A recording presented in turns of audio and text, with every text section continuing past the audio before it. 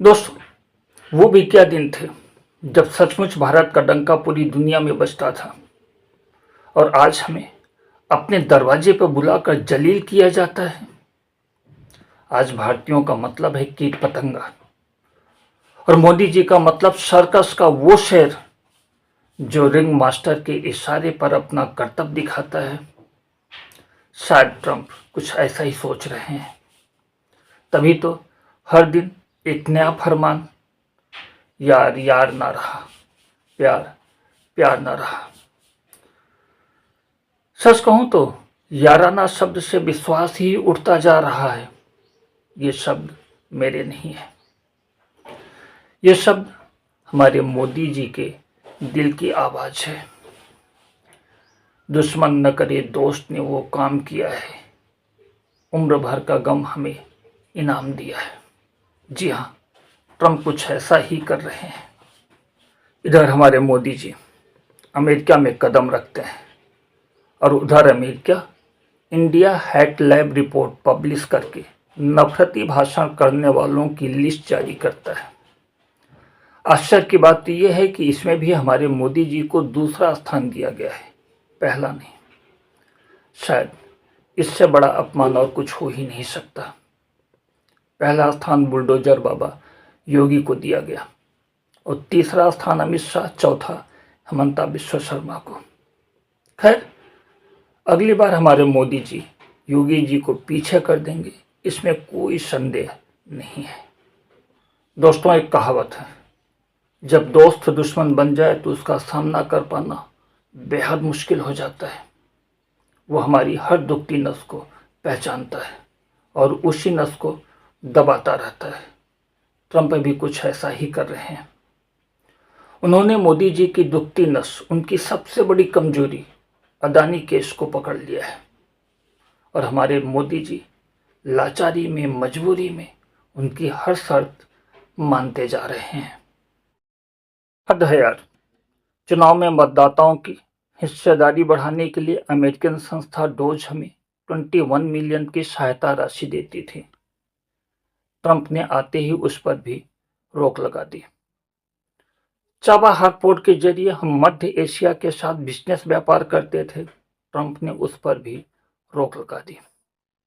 Treat for trade का नारा देते हुए हम पर टैरिफ लगा दिया और अभी मोदी जी वापस भारत पहुंचे भी नहीं थे कि हमारे अप्रवासी भारतीयों को जंजीरों में बांधकर 2 विमान और भेज दिए।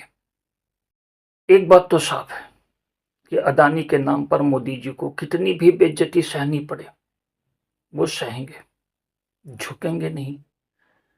आखिरकार दोस्ती की है, कोई मजाक थोड़ी है। ट्रंप को दोस्ती का मतलब नहीं पता, वो अमेरिका फर्स्ट का नारा दे रहे हैं, जबकि हमारे मोदी जी पूरा देश गिरवी रख सकते हैं लेकिन अपने दोस्त अदानी को आंच नहीं आने देंगे। कितना भी जुल्म कर लो, कितना भी सितम ढालो, हंसकर सहेंगे। मोदी जी की यही क्वालिटी उन्हें विश्वगुरु बना देती है। इतना ही नहीं, प्रेस कॉन्फ्रेंस करके मोदी जी की मजबूरी पूरी दुनिया के सामने रख दी। ऐसे में आजकल एक ट्रेंड चल रहा है, मोदी की कमजोरी खोजो और मजे लो। सच कहूं तो ऐसा नहीं होना चाहिए। आखिरकार मोदी जी हमारे मुखिया जो ठहरे। अमेरिका में जो कुछ भी हुआ उसमें हमारे मोदी जी का क्या कसूर। ये तो ट्रंप का शरारती दिमाग था, जिन्होंने जानबूझकर प्रेस कॉन्फ्रेंस रखवाई। उन्हें अच्छी तरह से पता है कि प्रेस कॉन्फ्रेंस का और हमारे मोदी जी का 36 का आंकड़ा है। वो तो मन की बात करके देश चलाते हैं। ऐसे में अगर हमारे मोदी जी को प्रेस कॉन्फ्रेंस के विषय में पहले से पता होता तो वो सवालों की लिस्ट एडवांस में दे देते और उसका जवाब भी टेलीप्रॉम्प्टर पर पढ़कर सुना देते। लेकिन यहाँ तो सवाल पता ही नहीं था, फिर टेलीप्रॉम्प्टर पर जवाब कहाँ से मिलता। फंसा दिया ना। धोखा, बहुत बड़ा धोखा। दूसरी बात, अगर हमारे मोदी जी को प्रेस कॉन्फ्रेंस के विषय में पहले से ही पता होता तो वो गोदी मीडिया के लल्ला लल्ली को अपने साथ ले जाते हैं। गोदी मीडिया के लल्ला लल्ली वहां पर बहुत तीखे सवाल करते, मोदी जी आप आम चूस कर खाते हो या काट कर? आप थकते क्यों नहीं हो? आप बटुआ क्यों नहीं रखते? और फिर हमारे विश्वगुरु का जवाब सुनकर दुनिया हैरान परेशान रहती। सचमुच का डंका बजता, सचमुच वाला। प्रेस कॉन्फ्रेंस रखा तो रखा, ऊपर से अंग्रेजी मीडिया बुला ली। हमारे विश्वगुरु तो देसी में विश्वास करते हैं, अंग्रेजी में नहीं। अंग्रेजी में थोड़ी प्रॉब्लम है, वो जितना अंदर जाती है बस उतना ही बाहर आती है, जबकि देसी थोड़ा सा अंदर गई और फिर बजने लगता है बड़ा वाला डंका। देसी मतलब देसी मीडिया। अंग्रेजी मीडिया को तो सवाल करना भी नहीं आता, वो सीधे सीधे अदानी केस और अप्रवासी भारतीयों पर सवाल करने लगे। क्या बोल रहे थे कि अदानी के विषय में आप ट्रंप से बात करोगे या नहीं? अगर मोदी जी ट्रंप से बात करेंगे भी तो क्या सबको बताएंगे? आज तक उन्होंने अदानी के लिए जितनी भी सेटिंग की कभी किसी को बताया क्या? नहीं ना, फालतू का सवाल, टाइम पास। मोदी जी के सामने ट्रंप ने ब्रिक्स देशों की खुलकर खिलाफत की, धमकी भी दी। भारत ब्रिक्स का प्रमुख मेंबर है, उन्होंने टैरिफ लगाने की बात कही, उन्होंने अवैध घुसपैठ को कोसा। मोदी जी चुप थे। माना कि अंग्रेजी में मोदी जी का हाथ थोड़ा तंग है, उन्होंने अंग्रेजी नहीं पढ़ी है। इसका मतलब ये तो नहीं कि ट्रंप और उनकी इंग्लिश मीडिया कुछ भी बोले। ये तो अंग्रेजी में बोला, इसलिए हमारे अंधभक्तों को इतना बुरा नहीं लगा। अगर यही बात उन्होंने हिंदी में कही होती तो सोचो मोदी जी का कितना बड़ा अपमान हो जाता।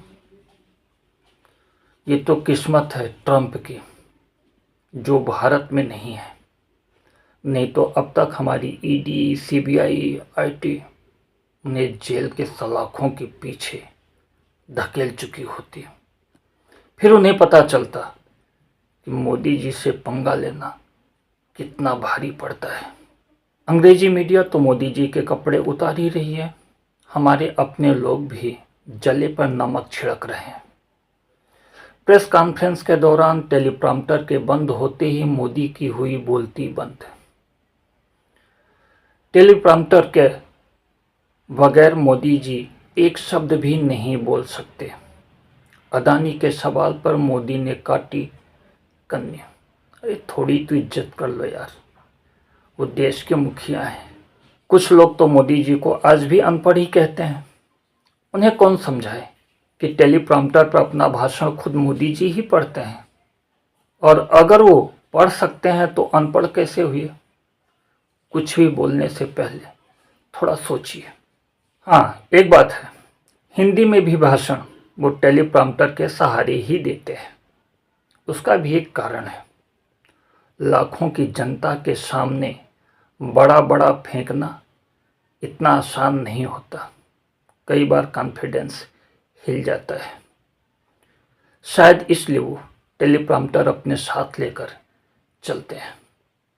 और अगर ऐसे में कभी टेलीप्रॉम्प्टर बंद हो जाए तो हड़बड़ाना स्वाभाविक है।